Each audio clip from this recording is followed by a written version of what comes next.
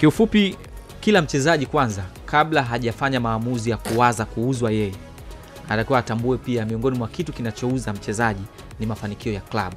Pamoja ni kweli kuna wakati mchezaji timu inaweza ikafanya vibaya na mchezaji akaperform katika level ambayo ikasababisha timu nyingine zikamchukua.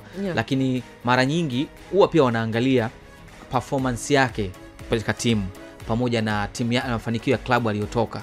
Na ndio maana hata Lutengano hapa alisema hata profile ya mchezaji watu wakienda kuangalia kwamba alicheza na alikuwa Simba msimu uliopita, walifika wapi.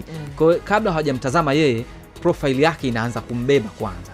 Lakini kitu pekee ambacho mimi nakiona kina nguvu sana kwenye mechi hii ya wachezaji kutotakiwa kabisa kujiangalia mmoja mmoja binafsi, kwa sababu wakiwa Misri kula Al-Masry tayari nguvu ya mmoja mmoja ilishashindwa. Tulimuona Mpanzo alikuwa anajipapatua yuko peke yake, hana ushirikiano mzuri na wenzie, ilishindikana. Tulimuona Ateba akiwa mara nyingi anakuwa peke yake anaelemewa, ikashindikana.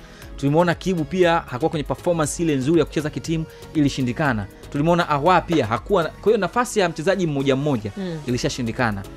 Leo ni siku yao sahihi ya kucheza zaidi kitimu na kimkakati zaidi.